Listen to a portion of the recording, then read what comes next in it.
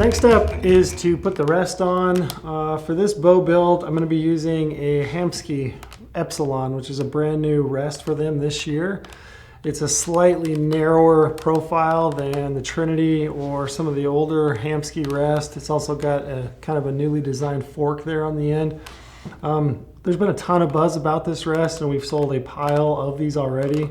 I would suggest that if you're looking for a bomb-proof rest, new for this year, I would highly recommend this Hamskea Epsilon. That's the rest that we're going to bolt and put onto this bow and ultimately tune. You know, I recently did kind of a Q&A, and one of the questions was, what's a piece of gear, you know, that you could upgrade on your bow? I would say, you know, your rest is one of the most important pieces of equipment on your bow. It's the actual piece that's holding your arrow. That thing has to function every single time. So get a good rest, durable rest, and like I said, I can't say enough good about this Hamskea Epsilon. So I'm going to unbox this and bolt it onto the bow, and I'll get started with how I set a rest up. All right, so the first step with this Hamskea Epsilon with this Matthews bow is to bolt on the dovetail receiver, and that is specific to this bow. It's to the newer bows that have the dovetailed portion in. This rest is not going to bolt directly onto this dovetail, but it does work in conjunction with their little manufactured dovetail piece that they supply with this rest. So this is the Matthews edition of this Hamskea rest. It is Matthews approved. So first step, you can see that little dovetailed piece. All I'm going to do is bolt that onto my riser.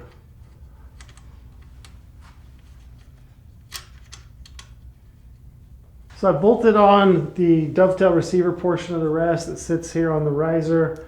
You can see this portion, the main body of the rest, has a slide portion that's going to just pop over this dovetail groove. And all I'm going to do is line this up, this little gold thing here. There's a hole on the inside of this. And I'm just going to pop that on and align those, and you can see that it fits flush. Everything's fitting in the same groove. I'm just going to make sure that everything's level. I'm just going to tighten in the 2 set screws. It does have micro adjustment on the blade itself, so I can move that up or down to adjust my arrow height. I can also micro adjust the left and right, but just for this step, so I'm just going to bolt this on to the receiver here on the riser. All right, so I just bolted on my Epsilon rest. I got that set up. It's just snug, it's not tight. Next step is to level my bowstring. So I'm gonna get that vertical, perfectly vertical. That way when I lay my arrow on, I can set that at a 90 degree to the string. So we sell these little leveling kits in the goHUNT gear shop. I'm just gonna pop this on the lower portion of my serving here, and I'm gonna level this bow out so it is perfectly vertical. So you can see the bubble level there. Just going to loosen that up, tighten it in to where it's totally vertical, right there in the middle of the level. And then at that point, what I can do is I can take my arrow, I can set it in my nocking point, and I can see if it's at a 90 to my rest. And I want this arrow to be at a 90 degree to my string. All right, so I've made sure that my bubble level is on, that my string is totally vertical. The next step is going to be to take this little level that just simply pops onto your arrow, and I'm going to pop that on, and that's going to tell me how level my arrow is in relation to my bowstring. I want to set this at a 90 degree, so I want the bowstring to be totally vertical. I want the arrow to be 90 degree horizontal from the bowstring. So I can see that this one needs a slight adjustment. Like I said, I did not snug these locking screws in here on the rest as of yet. That's so that I can walk this rest up or down as need be with the micro adjust. So I'm just going to walk this up by turning the micro adjust here on the top of the rest. I'm going to walk that up until that bubble is perfectly level. You can see the way I set this bow up, measuring exactly halfway between the string, setting my nocking point, and then installing my rest. You can see that that arrow runs almost perfectly through the burger hole. It's perfectly level. It's at a 90 degree from the string. This bow should tune very, very easily. My next step is to adjust the left to right on the rest. I like to set mine up at 13/16 from the get-go. Center of the arrow, 13/16 from the inside edge of the riser. Beyond that, in the tuning process, I can move my cams either right or left with the Matthews top hats to tune the bow, but I do like to leave this rest at about 13/16. So I'm going to set that over at 13/16. After that, I'll move on to the next steps of setting this bow up. All right, so the next step is to set my horizontal distance of my rest.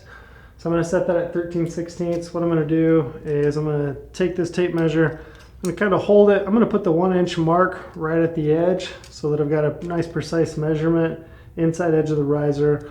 So I'm going to hold that right there, and I'm going to look down the center of the arrow and I'm looking, like I said, center of the arrow for that 13/16. So this one is super close. It looks like I may need to take it a smidge, maybe a 1/16 of an inch less, maybe to the right. As it sits right now, though, I'm pretty happy with it. I would probably move on to my next steps and then kind of fine tune it as I start the paper tuning process. All right, so the last step to setting up my rest is tying in my drop away cord. So this is a drop away arrow rest, meaning that the rest is going to come up as you come to full draw.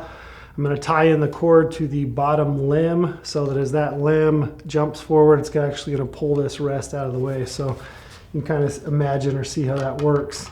So the last step to setting this rest up is to tying it into your bottom limb. They ship these Epsilon rests with a little rubber piece that you can use. It's got a little 3M adhesive backing on it. You can put that on the bottom side of the limb, feed this cord through it, and then tie it off. And that works okay. I have had some issues with those popping off.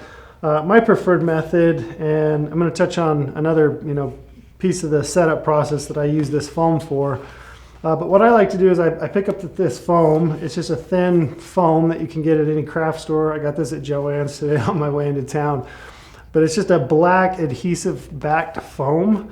And what I like to do is just cut a strip that's exactly the same size as the limb, so it completely wraps around the limb. And then I'm going to tie this down cable in around that and cinch it in tight. This foam has got some compression to it, so as you tighten this down in, it's going to compress into that foam. I've been doing this method for a lot of years. I've never had one move on me. And the thing I like about it is that you get that complete wrap around the limb and it's in a nice secure spot. So that's how I do mine. You can certainly use the provided rubber adhesive back pad that they give you with a rest, but this is how I do mine.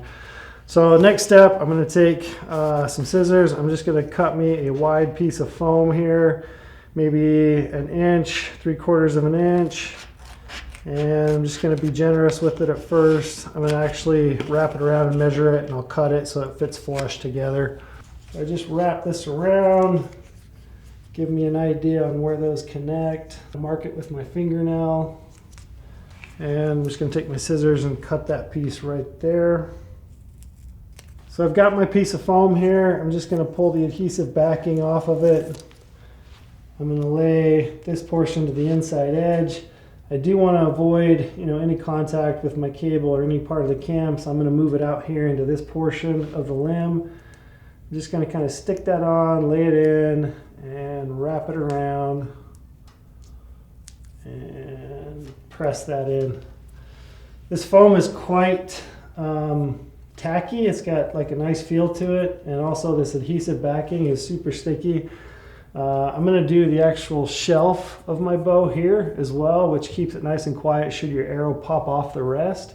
I've always done that on my bows, but I've never had any of this come off before. Like, I've never had any issues whatsoever with it. Okay, so the last step is to tie in the drop away cord, which is going to go from the rest to the bottom limb. That's what's going to pull the arrow rest out of the way as you release the shot. It's a super simple process. I've already got the foam installed around my bottom limb. I'm just going to take the cord. I'm going to run it to the inside edge here of the limb. I'm going to wrap it around. And then I'm going to tie a knot exactly like I would do if I was tying in a D-loop. So I'm just going to take this piece, stick it up and under, up and over the piece that I ran through, and then just back through the loop. And I've already burned off the one end, so as I pull this, I'm just going to suck that knot up against that burned end, just exactly like I did my D-loop. So you can see that it looks identical to my D-loop. I'm just going to thread that onto that foam piece, and I'm just going to suck it in and pull that knot in. All right, so the last step in setting up my arrow rest is to make sure that the drop away cord is working, it's tight, and it's gonna pull that rest out of the way when you fire an arrow. So I've got it tied in on the bottom limb. I like the way that looks. Hamskea on these rests, they send this little tool here that's tied in to the cord. It's just got a set screw in the middle, and the cord runs up through it in one direction, down through it in the other. All you're going to do is take it and pull the slack out of it. And as you pull the slack out of it, you can see that the arrow rest is dropping out. And I'm just going to suck the slack of it, get that in a position that I like. And I'm just going to tighten in this set screw so that it tightens and takes the slack out, and it's good to go. That rest is going to drop away when I fire an arrow. All right, so I've got my rest installed. That's good to go. I got my D-loop, my nocking point. The next step for me would be to actually shoot the bow. So, I'd probably shoot this bow through paper as is just to see what it looks like. And then I'm probably gonna put maybe 25 to 50 arrows through it just to kind of break my strings in. After that, I'm gonna install the peep. And that's the next step that I'm gonna jump to here is I'm actually gonna put the peep in, show you how that works, and then I'll tie that thing in so you can see how to tie a peep in.